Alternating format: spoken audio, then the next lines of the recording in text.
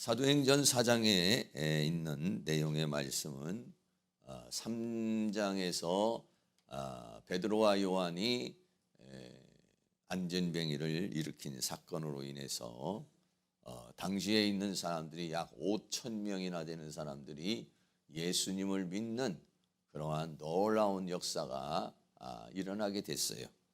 그거로 인해 가지고 유대인들이 팔칵 뒤집혔습니다. 그래서 제사장들의 문중과 장로들과 서기관들과 관원들이 다 모여가지고 산헤드린 공회라고 하는 것을 열어서 베드로와 요한을 신문을 하게 됩니다. 그러나 신문을 해도 어떠한 죄를 찾을 수가 없는 상황이 되니까, 그러니까 이제 그 사도들이 풀려나게 되는 그런 모습인데, 풀려나면서도 그 유대인들이 사도들을 아주 위협을 하고 협박을 하면서 예수의 이름으로 말하지도 말고 예수의 예수에 대해서 증거하지 말라, 뭐 이런 식으로 이제 위협을 해서 이제 사도들을 놓게 되는 그런 모습입니다. 그래서 사도들이 이제는 산헤드린 공회에서 풀려났어요.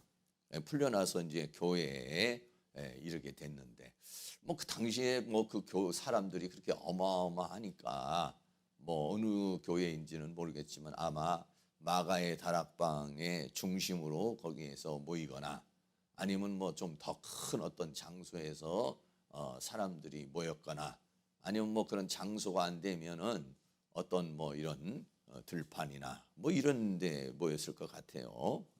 그래가지고 이제 그 사도들이 그 자초지종을 다 이렇게 이제 얘기를 하는데, 그러니까는 그 이야기를 이제 들은 성도들이 하나님 앞에 나와서 이제 기도를 하게 되고, 또 그러한 상황에서도 이제 담대하게 하나님의 말씀을 전하는 그런 내용이 오늘 본문에 있는 그런 내용입니다. 첫 번째로 그런 이야기를 듣고 모든 사람들이 일심으로 기도하였다고 그렇게 말씀하고 있습니다.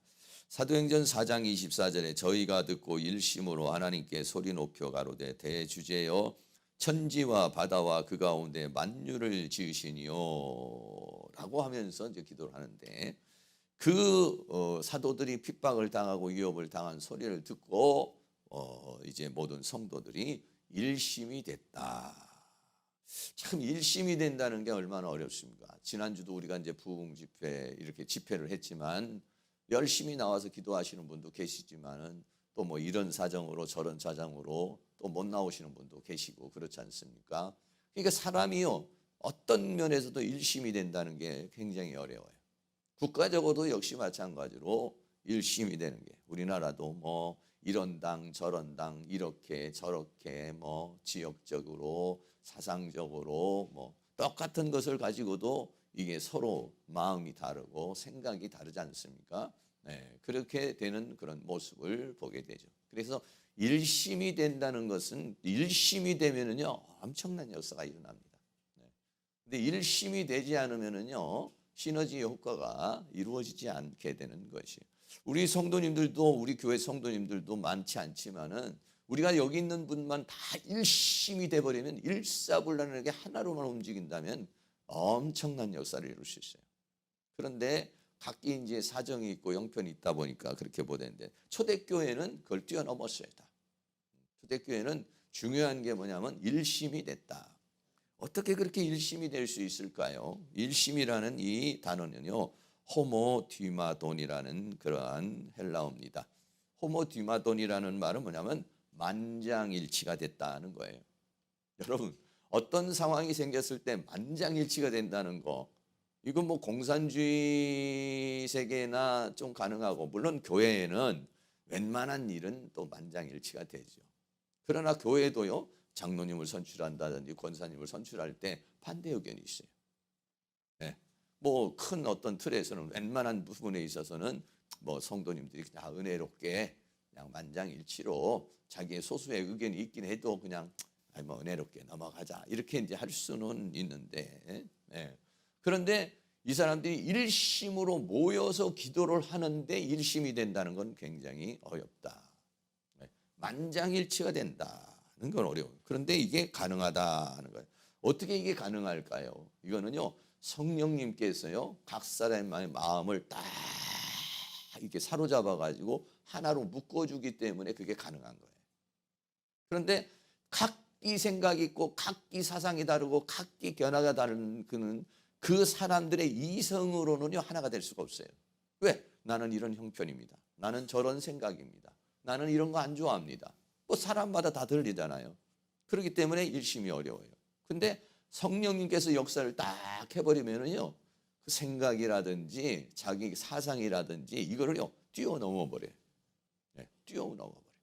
그러니까는 성령님이 초대교회는 정말 강력히 역사를 하니까 각기 의견이 있고 각기 형편이 있지만은 그거를 뛰어넘어 가지고 호모 디마돈, 호모라는 말이 이제 하나, 호모라는 말이 하나라는 얘기인데, 디마돈이라는 말이 자기의 어떤 의견 또는 의사를 가르쳐 말해요. 그것이 하나가 됐다는 거예요. 그래서 가정도 역시 마찬가지고 모든 삶이 마찬가지지 않습니까? 부부가 하나가 된다는 게 얼마나, 둘인데 하나가 되는 것도 어려워요. 자녀가 있으면 자녀가 또 하나가 되는 것도 어려워요. 이게 부모가 있으면 부모가 하나가 되는 게 어려워요. 남편은 믿고 아내는 안 믿고 엄마는 믿는데 자녀는 안 믿고 뭐 여러 다양하죠. 그런데 그게 한 덩어리가 된다는 거 얼마나 소중한 것인지 모르겠어요. 같이 사는 사람이요 신앙이 다르면요 참 불편해요. 신앙이 다르면 좀 불편해요. 저희 어머니도 이제 강릉에 가 계시는데 내 동생이 믿음이 약하잖아요. 그러니까는 불편해요. 왜 그러냐면 다 믿음의 사람들은 어쨌든 다 예수 안에서 하나가 되잖아요. 이렇게. 그러니까 만나면은 다 이게 같은 어떤 생각이에요. 근데 안 믿는 사람들은 예배 드리는 거나 기도하는 거나 뭐 이런 것들이 뭔가 이게 불편한 부분이 있잖아요. 네. 그러니까 하나가 될 수가 없지. 그래서 그런데 그 초대교회는요 그런 역사가 일어났던 것이죠. 그들이 마가의 다락방에서 120명의 문도가 기도를 할 때도 역시 마음이 하나가 탁 해가지고 기도를 하는데 120명의 사람이 마음이 하나가 된다는 게 얼마나 어려워요. 그것도 하루 이틀이 아니고 한 10일 동안을요 그 사람들은 완전히 기도에 몰입을 해버린 거예요. 그러니까는 성령도 거기에 폭발적으로 역사를 하는 거예요. 엄청나게 역사를 해요. 그래서 이제 그 마음이 하나가 되는 것이 이제 초대교회의 그러한 역사였는데, 사도행전 2장 46절 말씀에도 사람들이 날마다 마음을 같이하여, 날마다 마음을 같이 한다는 것이 호모디마돈이라고 하는 그 하나가 됐다는 거예요. 날마다 마음이 같이하여 성전에 모이기를 힘쓰고 집에서 떡을 떼며 기쁨과 순전한 마음으로 음식을 먹고. 그러니까는 그 당시에 사람들이 뭐 베드로가 한번 설교할 때 3,000명이 예수를 믿고 베드로가 또 설교할 때 5,000명이 예수를 믿고 그 남자만 그랬다고 또 얘기하니까 뭐 몇만 명이 될 수도 있는 것이죠. 그런 사람들이 성령님이 탁 역사를 하니까 한 덩어리가 돼버리는 거예요. 우리 교회도 하나님께서 더 성령으로 강력히 역사해서 하나 될 수 있는 은혜가 일어나기를 축복합니다. 네. 여러분의 가정도 다 믿음 안에서 하나 될 수 있기를 축복합니다.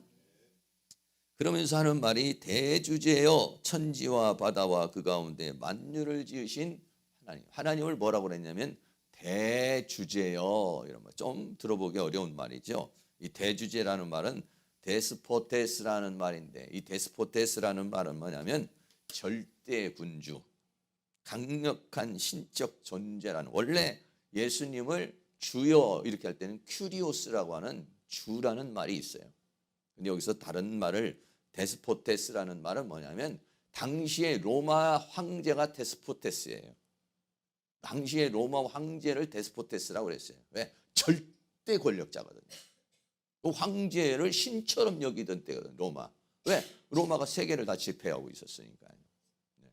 그런 겁니다. 그래서 그런데 로마 황제가 세계를 제패하고 다스리지만 사실은 하나님이 이 모든 세계를 다스리고 통치하신다.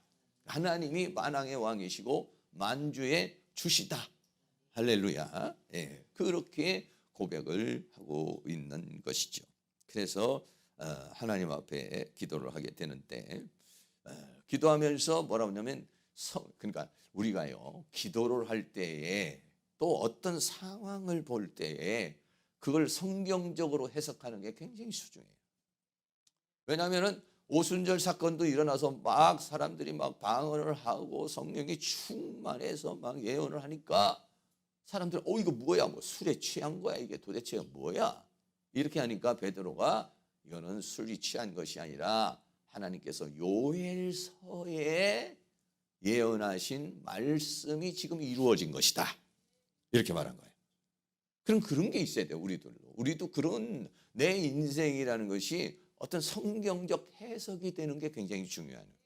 네, 시대적인 것도 역시 마찬가지고 그렇습니다. 그래서 지금 막 그렇게 위협을 하고 핍박을 하니까 그거를 다윗에 이미 예언이 되었다는 거예요, 그 얘기가.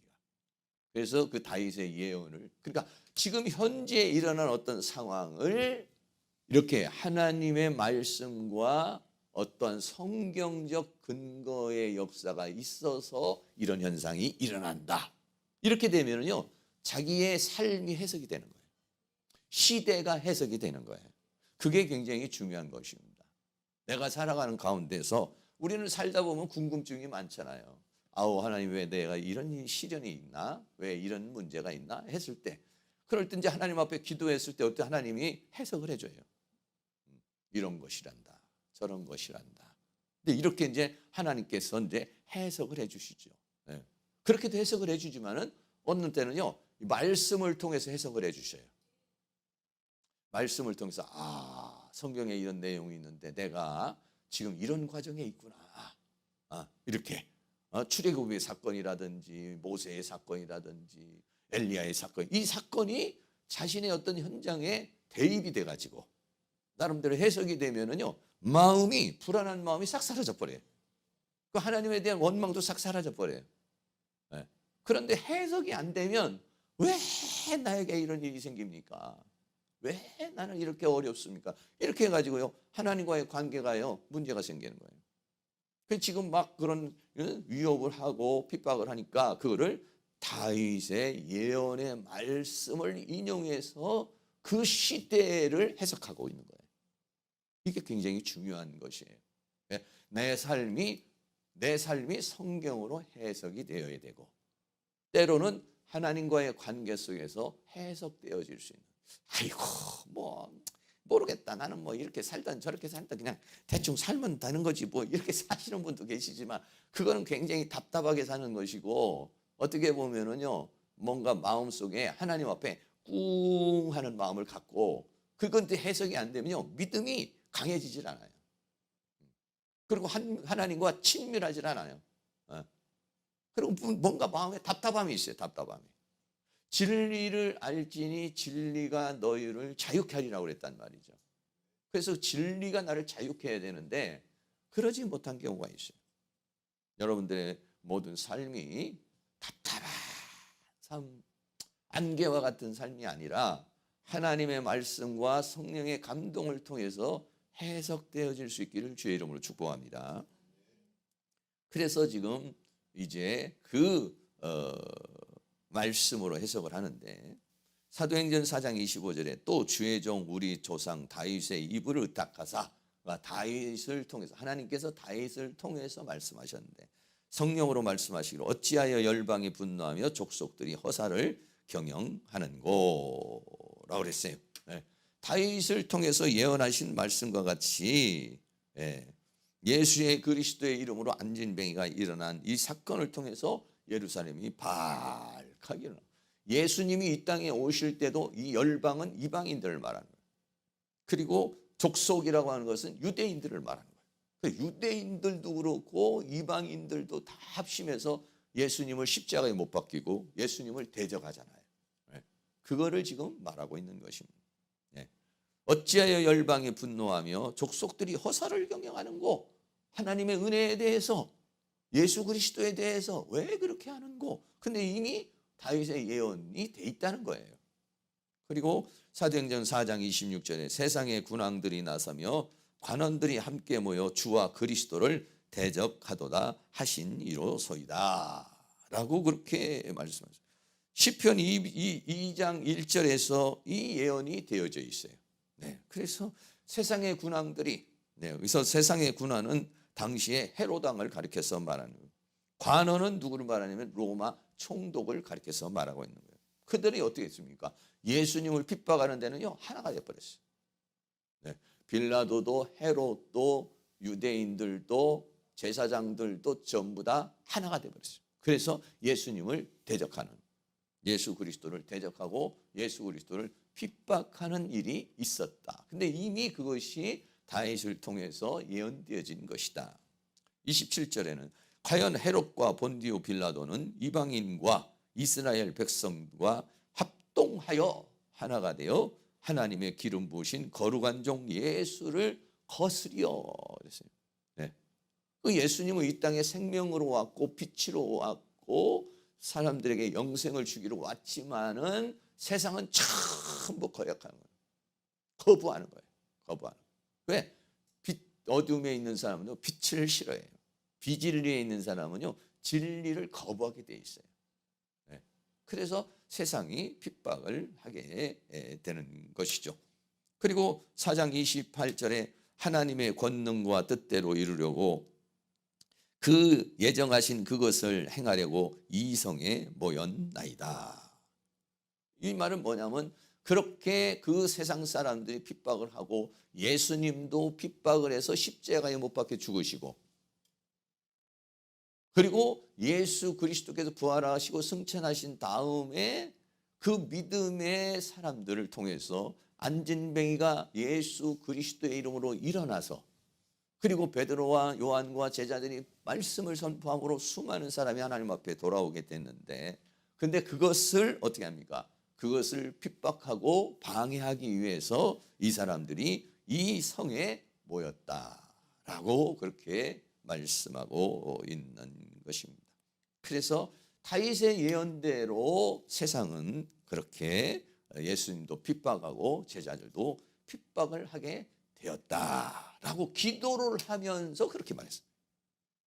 그러니까는 어떻습니까? 지금 막 이런 핍박이 일어나고 고통이 오는데 이것이 왜 이런 고통이 오고 핍박이 오나 해서 사람들이 전부 다 두려워할 수도 있고 불안할 수도 있고 요동칠 수 있는데, 하나님께서 성령의 감화와 감동을 통해서 다윗에게 이미 말씀하신 대로 이런 핍박이 있을 것이라고 하는 것을 그 성도들에게 말씀해 준 거예요. 그리고 그 말씀을 받아서 그렇게 또 기도를 한 거예요. 네. 그리고 두 번째는 담대히 말씀을 전하게 해달라라고 그렇게 말했어요. 그런 핍박이 있지만은 그러나 담대히 하나님의 말씀을 전하게 해달라라고 그랬어요. 사도행전 4장 29절에 주여 이제도 저희의 위협함을 하감하옵시고 또 종들로 하여금 담대히 하나님의 말씀을 전하게 하여 주옵시며 라고 그랬어요. 여기서 위협이라고 하는 말이 나오죠. 이 위협이라고 하는 말이 아페일레라는 말인데 협박을 하는 거예요. 네. 막 공포 조성을 하는 거예요. 만약에 이런 식으로 예수를 증거하면은 너네들 감옥에 다 가둘 것이야. 또는 너에게 불이익이 당할 것이야. 내가 그냥 두지 않을 것이야. 뭐 이런 얘기죠. 네. 그래서 협박이 있어요. 협박이. 그러니까는 세상은요 우리를 협박을 합니다. 세상이 가지고 있는 권력을 가지고, 네. 세상이 가지고 있는 힘을 가지고 예수 믿는 사람을 핍박해요. 네. 도와주지 않습니다. 네. 여러 가지 다양한 형태로 방해를 해요. 예수 그리스도께서 이 땅에 오시고서부터 시작을 해서 지금까지 수많은 기독교가요 박해를 받아왔습니다. 네.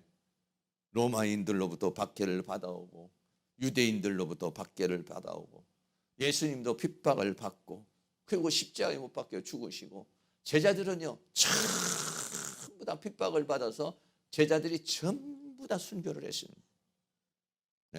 어마어마한 핍박이 일어났죠.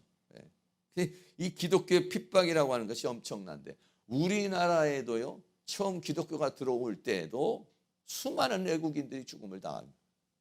그리고 일제시대에 예수 믿는다는 걸로 수많은 사람이 순교를 당하고 공산주의 치하에서도 수많은 사람들이 우리나라 사람들이 순교를 당해요. 엄청나게 사실은 우리나라에 순교자가 생긴 것입니다. 우리나라 순교자가요. 공식적으로는 몇천 명밖에 안 되지만 실제적으로는 1만 명에서 한 3만 명 정도 될 것이라고 그렇게 추산을 하고 있어요. 네. 엄청난 것입니다. 여러분 상계 1만 명이라고 생각해 봐요. 1만 명, 3만 명이면 어마어마한 숫자입니다. 네. 각 가정에 한 사람씩은 죽는다고 그래 생각해 봐요. 네. 1만 가정, 2만 가정, 3만 가정이 되는 거예요. 네. 어마어마한 핍박이에요. 그러면 전 세계 순교자의 수는 지금요. 제가 인터넷 찾아보니까 전 세계에 지금까지 기독교의 핍박을 받아서 순교자가요. 약 7천만 명이 된다. 네. 그러니까 여러분 우리가 하나님 보좌에 가잖아요. 그럼 보좌 제일 앞에가 누구냐? 순교자예요. 네. 우리는 거기에 못 가요. 그러니까 거기에 가고 싶으면 순교를 하셔야 돼요. 보좌 앞으로 가까이 가려면 순교를 하게 돼요. 그러니까 지금부터 어떻게 해야 되냐? 작전 기도를 해야 돼요. 하나님 나를 순교자로 삼아. 그러니까 순교자로 죽는 것이 고통스러운 거죠. 그러나 순교자로 죽는 게 보좌에 들어가는 거예요. 여러분 계시록에서도 보면 순교자들이 어떻게 제단 아래에서 우리나라에도요. 수많은 기독교의 많은 그런 사람들이 있잖아요. 위대한 사람들이 많잖아요. 조영규 목사님 같은 경우는 성도만 해도 60만 명, 70만 명이 되잖아요. 그래도요, 다 그런 기독교에 영향력을 끼치고 할 그 사람들의 그 어떤 그 업적을 말할 때는요, 순교자가 제일 앞에요. 아무리 이 세상에 부흥 강사로 뛰어나고, 아무리 뭐 교회를 부흥을 시키고, 뭐 신유가 나타나고 능력이 나타나고 뭐 이런 것은 거기에요 해당되질 않아요. 순교자예요. 순교자가 1번이에요. 네. 순교자가 1번입니다. 목숨을 드렸잖아요. 목숨. 돈을 드리고 여러분이 11조에서 돈을 드리고 시간 내서 예배를 드리는 것도 어렵잖아요. 네. 주일 예배 드리는 것도 뭐 쉽지 않잖아요. 주일 예배 드리는 것도 그냥 하나님 앞에 와서 굉장히 본인이 서비스를 하는 것처럼 11조 하는 것도 뭐 굉장히 자기가 뭐 그냥 뭐 엄청나게 뭔가 하는 것처럼 우리가 그러잖아요. 그런 거 하는 것도 교회에서도 대단하지만 목숨을 내버리는데 목숨을 내보내는 것이 쉬운 일이 아니에요. 그러니까는 아무리 돈을 많이 하나님 앞에 헌금을 하고 시간을 많이 내서 전도를 하고 많은 해주고 했어도 목숨을 드린 사람을 복음까지는 못하는 거예요. 순교자가 1번이에요. 그런 사람이 지금까지 7천만 명이 된다니까 여러분 보좌에서 한참 밀리겠죠. 7천만 명 다음이야. 어쨌든 아무리 뛰어나도 그렇게 여러분 생각을 하셔야 돼요. 그러니 수많은 사람 지금도요. 나이지리아 같은 데요. 저희 신두교 이슬람교 같은 데 이런 데는요. 예수 믿는다는 소리서 교회에다가 막 폭탄을 집어넣어서 다 폭발시켜서 다 죽이고요. 만나서 막 그냥 목을 잘라버리고 팔을 잘라버리고요. 너 예수 믿어? 믿어. 그러면 순간 죽는 믿는다고 말하는 순간 죽는 거예요. 그냥. 여러분 우리는 우리는 너무 편안하게 살고 있어요. 너무 편안하게. 아유 나 이래서 오늘 주일 교회 못 나갑니다. 나 이래가지고 뭐 봉사 못합니다.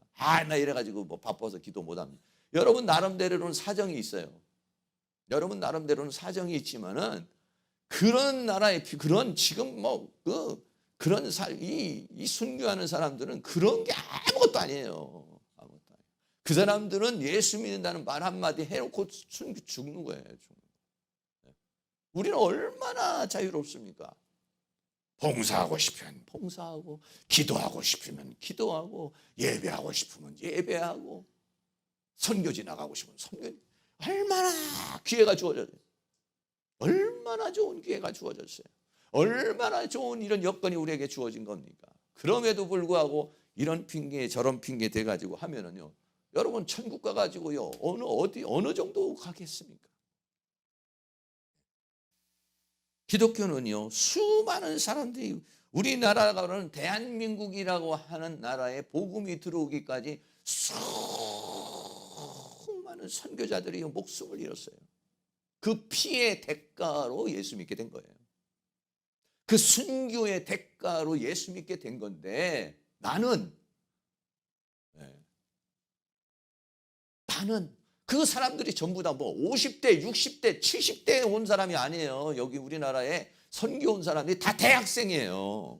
20대, 30대예요. 갓 결혼해서 온 사람들이 죽음을 당하고, 그래서 아이들도 죽고, 청년들이 뭐예요? 청년들이 시퍼런 청년들이, 새파란 이 청년들이 그 복음의 부름을 받고 미국에서, 영국에서, 캐나다에서 많은 사람 우리나라에 와서 복음을 제대로 전하지도 못하고 죽음을 당하는 사람도 있고, 성경책 하나 건네주고 죽음을 당하는 사람도 있고, 성경책 하나 전해주고 죽음을 당했을 때 뭐 그래가지고 무슨 뭐 복음이 전하되나 하지만은 그 한 사람의 피의 헌신과 희생을 통해서 하나님께서 이 대한민국에 복음을 주시고 은혜를 주신 거예요.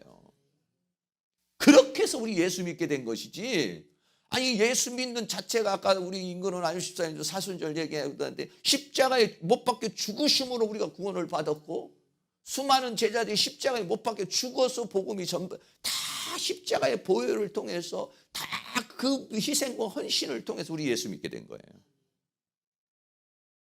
우리 교회도 세워지는데 이 교회를 위해서 누군가 헌신과 땀과 눈물과 목숨을 드리는 사람을 통해서 교회가 부흥이 되는 거예요. 교회가 뭐 1000명이 되고 10,000명이 되면 그게 뭐 어디서 그냥 저절로 그냥 된 게 아니에요. 거기에는요 다 목숨을 바친 사람이 있어요. 재산을 바친 사람이 있어요. 시간을 바친 사람이 있어요. 인생을 바친 사람이 있어요. 그런 사람들이 천국에 가면은 다 하나님의 칭찬과 영광과 존귀 가운데 거하게 되는 것입니다. 기독교에 수많은 박해가 있었습니다. 우리나라에도 수많은 순교자가 있고 그렇습니다. 세상이 그렇게 박해를 해도 당당하게 그렇게 나간 거죠. 우리가 예수 믿고 하나님의 말씀대로 살려고 할 때 세상이 다 협조를 하느냐? 아니요, 방해합니다. 마귀는 별별 방법을 다 동원해서 우리를 방해하는 거예요. 그걸 어떻게 하냐? 뚫고 나가야 되는 것입니다. 여러분들에게 다 사정이 있죠. 이래서 난 기도 못해요. 나는 이래서 예배 못 나와요. 나는 이래서 저래요. 하지만 그거를 뚫고 나와야 역사가 나타나는 것이죠. 요한복음 15장 19절 말씀 같이 한번 읽겠습니다. 너희가 세상에 속하였으면 세상이 자기의 것을 사랑할 터이나 너희는 세상에 속한 자가 아니요 도리어 세상에서 나의 택함을 입은 자인 거로 세상이 너희를 미워하느니라. 세상은 우리를 도와주지 않습니다.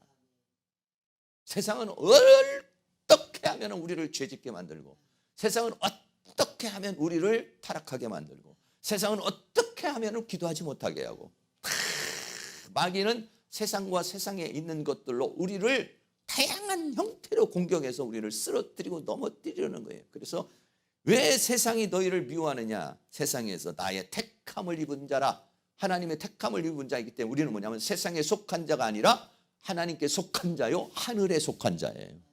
육에 속한 자가 아니라 영에 속한 자예요. 그래서 육이 우리를 공격하는 것이고 세상이 우리를 공격하는 거예요. 우리는 예수 믿는 게 세상에 출세하려고, 예수 믿는 게 세상에서 성공하려고 예수 믿는 거 아니에요. 세상 사람들은 어떻게든지 뭐 돈 많이 벌어서 집도 좀 좋은 거 사고 차도 좀 좋은 거 사고, 그리고 뭐 휴일 되면은 외국도 가고 놀러 가고 세상에 만끽하면서 살아요. 왜? 그 사람은 세상이 다거든요. 우리는 세상이 다가 아니에요. 하나님이 세상에서 우리를 선택을 해버려서 너는 세상의 사람이 아니야. 하나님의 사람이야. 하늘나라의 사람이야. 천국 갈 사람이야. 우리를 선택을 해버렸어요. 나를. 어느 날 주님이 나를 선택해버렸기 때문에 우리는 세상에 살고는 있지만 세상에 속한 자는 아니에요. 네. 세상이 목적이 아니에요. 우리는요. 하나님 나라가 목적이죠. 우리의 본향은요 충청도가 아니라니까. 경상도가 아니에요. 우리의 본향은 천국입니다. 왜? 거기서 왔어요. 우리 전부 다. 우리 전부 다 하나님에게서 온 거예요. 우리 거기 가는 거예요. 여기 살다가. 근데 여기는 왜 살다가 오르냐? 거기 와서 여기 산 만큼 칭찬과 영광과 존귀가 있는 것이기 때문에 그래요. 그리고 이 과정을 통해서 하나님의 사람으로 만들어지는 거예요. 그러니까 우리의 목적은 뭐냐면 천국입니다. 세상에서는 핍박을 받아요. 당연하게 거예요. 예수님께서도 요한복음 16장 33절도 같이 한번 있습니다. 이것을 너희에게 이름은 너희로 내 안에서 평안을 누리게 하려 함이라. 세상에서는 너희가 환난을 당하나 담대하라. 내가 세상을 이기었노라 하시니라. 예수님도 핍박받고 십자가에 못 박혀 죽는데 우리는 여기에서 편안하게 살 수 있어요. 예수님 같이 그렇게 능력이 있으시고 예수님 같이 그렇게 하나님이시고 예수님과 같이 병도 고치고 예수님과 같이 귀신도 쫓아내고 예수님과 같은 능력을 가지신 분도 십자가에 못 박혀 죽으셨는데 우리는 하물 우리가 어떻게 편안하게 이 세상에서 살 수 있겠어요?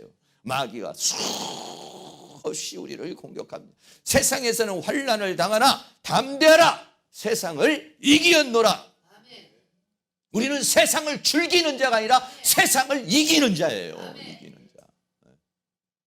세상 사람들은 세상에서 돈 벌어서 세상을 즐기는 사람이지만 우리는 세상을 즐기려고 사는 것이 아니라 세상을 이기고 천국을 유업으로 받으려는 것이죠. 사도행전 4장 29절에 주여 이제도 저희의 위협함을 하가오시고 또 종들로 하여금 담대히 하나님의 말씀을 전하게 하여 주옵소서. 중요한 건 뭐냐면 우리가 담대함이에요. 담대함. 마귀가 우리에게 수없이 다양한 형태로 공격해오지만은 우리는 끝내는 이깁니다. 왜? 하나님이 선택했기 때문에. 왜? 하나님 나와 함께하기 때문에. 근데 기왕이면 여러분 이 세상에 살면서 비리비리해서 질병에 시달리고 물질에 시달리고 세상에 시달리고 죄악에 시달리지 말고 성령 충만 받고 권능 받아서 세상을 이기는 자가 돼야 된다 이거예요. 이기는 자가. 하나님은 우리가 이 세상에 당당히 살아가기를 원해요. 그러니까는 암병에 걸린 사람도요. 암병에 걸린 사람도요. 세상을 이기는 사람은요. 그걸로 인해 가지고요. 쓰러지고 넘어지는 것이 아니라 오히려 암병 걸린 사람을 위로하고 그거보다도 약한 사람에게 복음을 전하고 당당히 살아가는 모습을 보여주는 거예요. 보여주는 거예요. 그게 이기는 겁니다. 이기는 거예요. 때로는 하나님이 우리를 이런 상황으로 저런 상황으로 몰아주지만 그걸로 인해 가지고 막 이렇게 쪼들리고 그걸로 인해 가지고 우리가 비참하게 그걸로 인해 가지고 힘들게 살려는 게 아니라 이기라는 거예요. 이기라는 거. 여러분 지금 내가 물질이 어려운 물질 이기라는 거예요. 병이 와서 병 이기라는 거예요. 환경이 오면 환경 이기라는 거예요. 이기는 게 어렵지만 그걸 이기다 보면 내 믿음이 살고 내가 변화가 되고 내가 하나님께 더 가까이 가게 되고 주님 만났을 땐 칭찬이 되는 거예요. 네가 그렇게 어려운 가운데도 복음을 전했지. 네가 그렇게 힘든 가운데도 봉사를 했지. 그렇게 고통스러운데도 네가 그래도 그걸 이겨냈지 했을 때 그게 칭찬이 되는 거예요. 영광이 되는 겁니다. 그러니까 우리는 내가 지금 처한 모든 형편을 세상 사람들은 그런 형편이 오면 불평하고 원망하고 대통령 욕하고 나라 욕하고 정치인 욕하고 그러지만 우리는 욕하는 것이 아니라 이기는 겁니다. 이기는 거예요. 그러려면은 성령 받아야 돼요. 내 이성으로 이기는 게 아니에요. 내 의지로 이기는 게 아니에요. 내 생각으로 이기는 게 아니에요. 그래서 우리가 이런 집회를 해서 왜 그러냐? 성령 받아야 이기니까. 성령 받지 못하면 내 의지로 사는 거예요. 이 세상이요. 내 생각으로 사는 거예요. 근데 그게 한계가 있다. 그래서 사도 바울 같은 사람도 에베소 6장 19절에 또 나를 위하여 구할 것은 내게 말씀을 주사 나로 입을 벌려 복음의 비밀을 담대히 알리게 하옵소서 할 것이니. 그래서 성도들에게요 자신을 위해서 기도해 줄 것을 얘기를 했어요. 왜? 바울같이 그런 능력 있고 권능 있는 사람도 복음을 전하다 보면 두려움이 오거든요. 위협이 오거든요. 핍박이 오거든요. 그래서 인간의 본성에 두려움이 있어요. 인간의 본성에 불안이 있어요. 그런데 어떻게 하냐? 그걸 이기려면 담대하려면 되느냐? 하나님의 은혜가 있어야 된다. 성령님의 역사가 있어야 된다. 성령이 역사하면은요 마음이 강해져요. 담대해져요. 그래서요 바울 같은 사람도 기도해요. 지금 이스라엘 지금 유대인들 우리 그 믿음의 사람들도 그렇게 기도하는 것이죠. 또 사도행전 4장 30절 손을 내밀어 병을 낫게 하옵시고 표적과 기사가 거룩한 종 예수의 이름으로 이루어지게 하옵소서 라고 했어요. 나아가 복음을 전할 때 하나님의 살아계심과 역사하심이 드러나게 해달라. 아멘. 그렇게 기도를 하는 거예요. 그냥. 사랑하는 모든 성도도 하나님의 은혜가 더 충만하게 임할 수 있기를 주의 이름으로 축원합니다. 마가복음 16장 20절 말씀에 제자들이 나가 두루 전파할세 주께서 함께 역사하사 그 따르는 표적으로 말씀을 확실히 증거하느니라. 따르는 표적이 있어야 돼요. 따르는 표적. 요셉을 보니까 하나님이 그를 형통하게 해서, 네? 여기서 따르는 표적이라고 해서 우리가 가면서 막 기적과 이적과 표적만이 아니라 다른 사람들이 하나님의 살아계심이 나를 통해서 나타나는 거예요. 나타나는 거예요. 요셉이 하는 일마다 너무 잘 돼. 옆에서 보니까는 야, 저 사람은 하나님의 사람이구나. 그게 뭐냐? 따르는 표적입니다. 표적이에요. 우리에게요, 따르는 표적. 때로는 귀신도 떠나고 병도 고쳐지고 약한 것도 고쳐지고 때로는 우리가 기도한 것이 응답되고 때로는 하나님께서 필요에 따라서 나를 통해서 하나님이 드러나야 된다 이거예요. 그렇게 지금 성도들은 기도를 했던 것이죠. 사랑하는 모든 성도입니다. 우리 교회도 역시 마찬가지. 우리 모두가 따르는 표적이 있기를 축복합니다. 마지막으로 그렇게 기도를 하니까 성령이 임하셨다. 사도행전 4장 31절에 빌기를 다음에 모인 것이 진동하더니 무리가 다 성령이 충만하여 담대히 하나님의 말씀을 전하니라. 기도를 거의 다 마치고 나니까 그러니까 어떻게 됐냐면 모인 곳이 막 진동이 일어나는 거예요. 진동이 왔다는 것은 뭐냐면 하나님이 임재하셨다는 거예요. 하나님이 임재를 하시면 건물도 진동이 되지만 내 자신이요 하나님의 영이 들어오므로 어떤 일이 생기면 진동이 와요. 근데 그 중에 하나가 뭐냐면 담대해진다는 거예요. 성령이 오면 두려움이 없어져 버려요. 성령이 오면 근심이 없어져 버려요. 성령이 오면 불안한 마음이 없어져 버려요. 성령이 오면 세상이 두렵지 않아요. 돈 없어도 살 수 있다는 자신감이 생겨요. 아무리 어려워도 내가 이길 수 있다는 자신감이 생겨요. 왜? 하늘의 능력이 오니까. 우리는 세상 사람은 돈 힘으로 살지만은 우리는 돈 힘으로 사는 게 아니라 하나님의 힘으로 사는 거예요. 그러면 필요하면 하나님께서 돈도 주시고 권력도 주시고 힘도 주시고 필요한 걸 공급해 주실 줄로 믿습니다. 사도행전 16장 26절에도 보면 바울이 빌립보 감옥에 갇혔을 때 찬송하고 기도하니까 16장 20절에 이에 호련히 큰 지진이 나서 옥토가 움직이고 문이 다 열리며 모든 사람의 매인 것이 다 벗어진지라. 감옥에 가고 착고에 채워져 있는 순간에도 매 맞고 그냥 그런 순간에도 덜덜덜덜 떨면서 언제 죽을까 근심 걱정 불안 속에 있는 게 아니라 찬양을 하고 기도를 하니까 그 옥토에 하나님이 임재하셨다. 할렐루야. 그리고 오히려 거기가 뭐가 됐어요?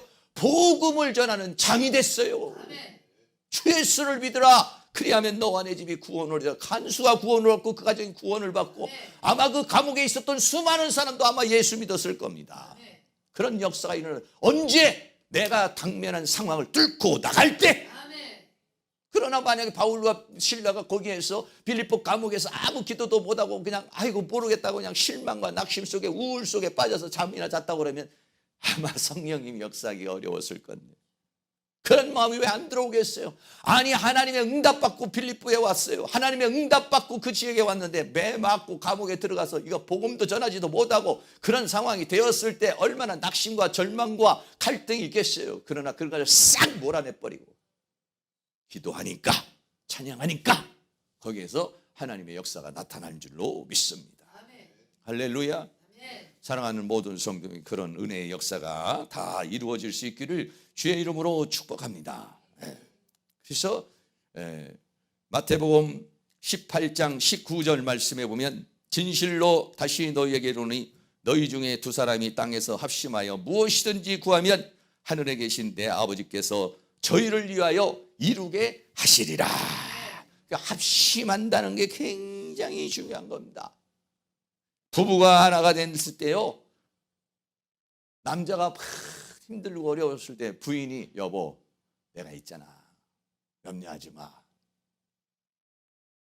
뭐 당신이 기도한? 내가 기도하잖아. 그러면요 겉으로는 뭐라고 그래도 나가면서는 마음이 든든해져가지고 물불을 안 가리고 나가서 일을 하는 겁니다. 여자들 마찬가지. 여성도 막 힘들 때 남자가 여보 내가 당신을 사랑하는 줄 알잖아. 그 한마디면 또 물불을 안 가리고 그 피곤도 다 잊어버리고 스트레스 다 잊어버리고 그냥 막 또 힘을 내는 거예요. 이 하나가 되는 게 그렇게 중요한 것이죠. 어떻게 하나가 됩니까? 가정에서 뜨거운 마음으로 기도할 때에 우리의 가정이 찬송하고 기도하는 가정이 될 때에 부부와 하나가 되고 가정이 하나가 될 줄로 믿습니다. 그러나 마귀가 오면은요 불평, 불만, 원망, 우울, 슬픔, 너를 내가 만난 게 잘못 만났다 이런 생각만 들어오고 막 불평만 들어와요. 그러나 성령 역사하면 나에게 가장 소중한 짝을 주신 줄로 믿습니다. 이렇게 가지고요 함께 하는 거예요. 저도요 가끔 가다가 우리 집사람하고 마음 안 맞으면 집에서요 옛날에는 마음이 안 맞으면 주여 어찌하여 저렇게 마음이 안 맞는 사람하고 만났으니까 이렇게. 지금은 그러지 않습니다. 혼자 이제 기도해서 주여, 기도를 굉장히 제가 많이 해요. 밥도 갖다 주면 기도 많이 합니다. 하나님 우리 집사람에게 반찬을 잘 만들 수 있는 능력을 주셔서 밥도 잘 지을 수 있는 능력을 주셔서 내가 불평하지 않고 꿀떡같이 먹을 수 있도록 은혜를 주시고 저 선교를 축복하여 주시옵소서. 옛날에는 투덜투덜 짜니 싱거우니 매우니 맛이 없니 이런 얘기를 많이 했어요 그전에는. 근데 그게 전부 다 짜니 싱겁니 하는 게 다 화살로 날라와. 밥할 때 이놈의 인간들이 밥할 때 뭐 짜다 싱겁다 하면은 정말 이거 만들 때 기분 좋게 만들겠어요? 그런데 먹을 때 줄 때마다 그냥 맛있게 먹으면 내가 봐도 짠데 내가 봐도 뭐 맛이 없는데도 잘 먹으면은 기분이 좋아요. 그냥 짜고 맵고 맛없으면 기도 많이 하면서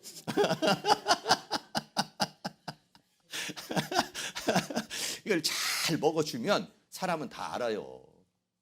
다 안다고요. 그래 기도를 많이 합니다. 제가. 그래 축복을 많이 해요. 축복을. 하나님 우리 집사람을 축복해 주시옵소서. 은혜를 내려 주시옵소서. 옛날에는 그렇게 맛이 없냐. 근데 지금은요 불평 불만이라는 것이 뭐 어떨 때는 이제 얘기를 할 때 조심스럽게 오늘은 조금 짠 것 같으네. 이렇게 뭐 얘기할 수도 있지만은 그러나 불평 불만으로 얘기하는 게 아니고 예 그렇습니다. 하나가 되기 축복합니다. 그러면 행복해져요. 우리 내가 만난 사람이 최고의 사람을 만났다고 생각하시고 여러분들이 행복을 누리시기를 축복합니다. 합심할 때의 역사가 일어나는 것이죠. 그래서 여러분들이 오늘 초대교회 성도들이 전부 다 합심을 했습니다. 그러니까 폭발적인 역사가 일어나요. 합심할 때 하나님도 합심해서 오는 거예요.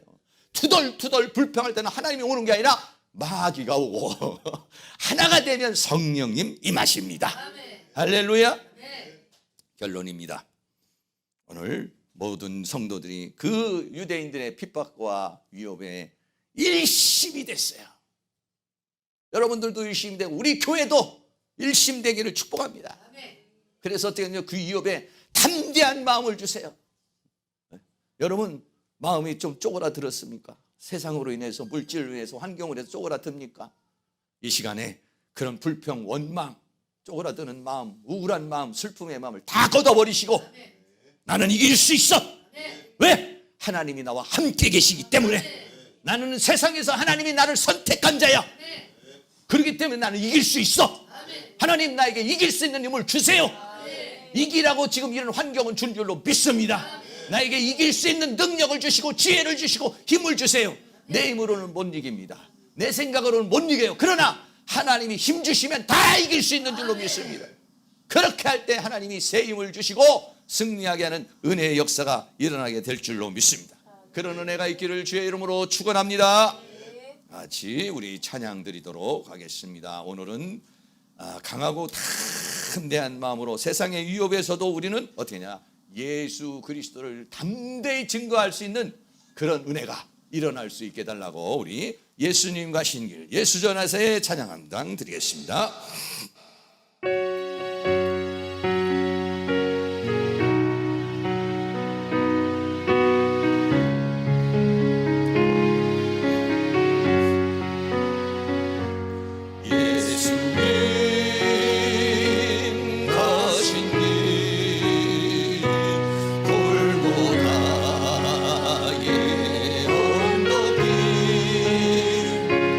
나의 죄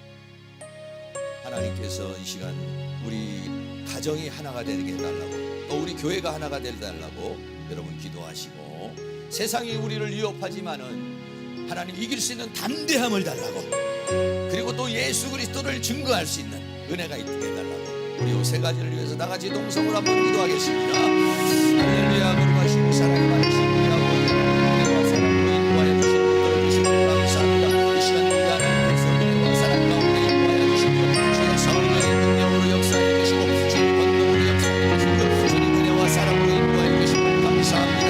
아버지 하나님, 우리 가정이 하나가 되기를 원합니다. 아버지 부부가 하나가 되기를 원합니다. 아버지 자녀들과 하나가 되기를 원합니다. 부모님과 하나가 되기를 원합니다. 온 가족이 하나가 되기를 원합니다. 믿음 안에서 하나 되기를 원합니다. 성령 안에서 하나 되기를 원합니다. 은혜 안에서 하나가 되기를 원합니다. 아버지 하나님께서 은혜와 사랑으로 인도하여 주시고 원수마귀 어둠의 악한 일에서들 하나 되지 못하게 방해하는 원수마귀들 예수의 이름으로 떠나가게 하시고, 오직 하나님의 성령께서 역사해 주셔서 온 가족이 하나가 되게 하여 주옵소서. 믿음으로 하나가 되게 하여 주옵소서.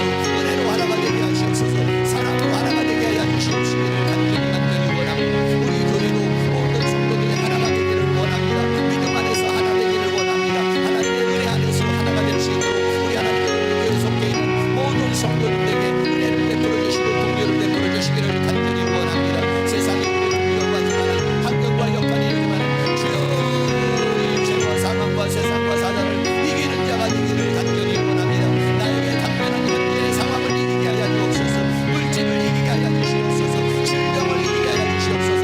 환경을 이기게 하여 주옵소서. 상황을 이기게 하여 주시옵소서. 어떤 형편에도 자주하기를 원하고 바울이 말한 것처럼 아버지 하나님, 이것을 자주하여 이기는 그러한 은혜의 역사가 일어날 수 있도록 우리 하나님께서 은혜를 베풀어 주시기를 간절히 원합니다. 세상으로 인하여 위축당하지 않고 강하고 담대한 마음으로 예수 그리스도를 증거하기를 원합니다. 강하고 담대한 마음으로 진리를 증거하는 자들이 되기를 원합니다. 강하고 담대함으로 복음을 전하는 자들이 되기를 원합니다. 주여 우리를 사용하여 주시고 우리에게 강하고 담대한 마음을 주시옵소서. 우리에게 예수 그리스도를 증거하고 복음을 외칠 수 있는 그러한 능력을 허락하여 주시기를 원합니다.